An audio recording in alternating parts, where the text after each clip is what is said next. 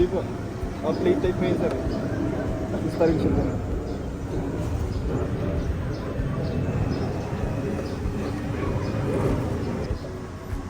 Hindi rin na makubukan.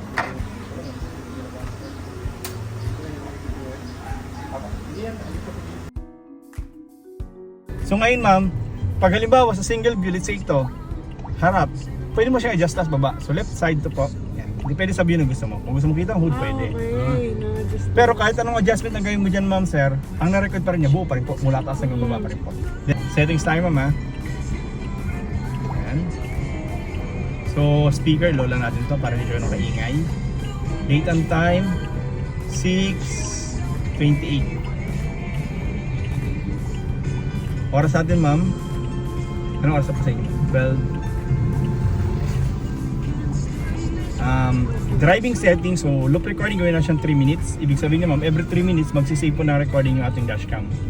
Then, G-sensor mo ma'am, usually middle lang to. Ang purpose ng G-sensor ma'am, halimbawa nasa biyahe kayo, then along the way sabihin natin may nakasabi sa inyo.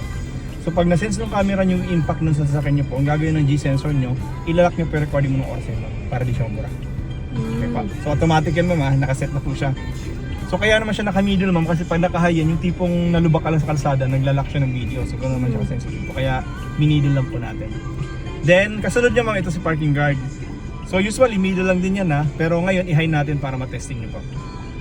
So si parking guard, yung sinasabi ko sa inyo ma'am, na pag halimbawa naka-park ka, let's say dito naka-park ka, then may gumalaw sa sakay niyo sir, ma'am, siya po yung mag-open ng dashcam at mag-record ng 20 seconds po.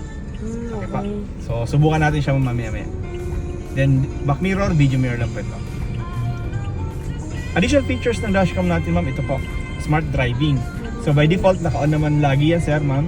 ADAS, BSD, LCA. So si ADAS ma'am, Advanced Driving Assist System, siya po yung nagki-create ng mga audio at sound alert ng sasakyan mo po. So lahat na marinig yung tunog dito sa dashcam nyo, si ADAS po yung nagki-create na ma'am. BSD naman po, blind spot detection, yan yung nakikita mo ma'am na box na maliit, harap-likod.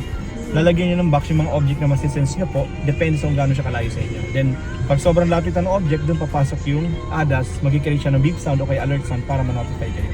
Okay. LCA naman ma'am, lane centering assist, linya lang po yan na guide sa kalsada ma'am. Halimbawa, nasa biyahe kayo, then nakadiretso naman kayo doon sa di ba yung linya, kalsada may mga linya yan. So pag nakadiretso kayo, na-detect ng camera nyo, lalabas yung linya na yun, naka-green lang po, diretso.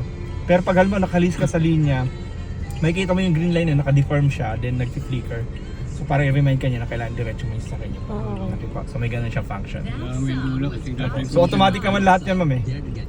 Tapos, subukan natin ma'am yung parking guard mo. So tanggalin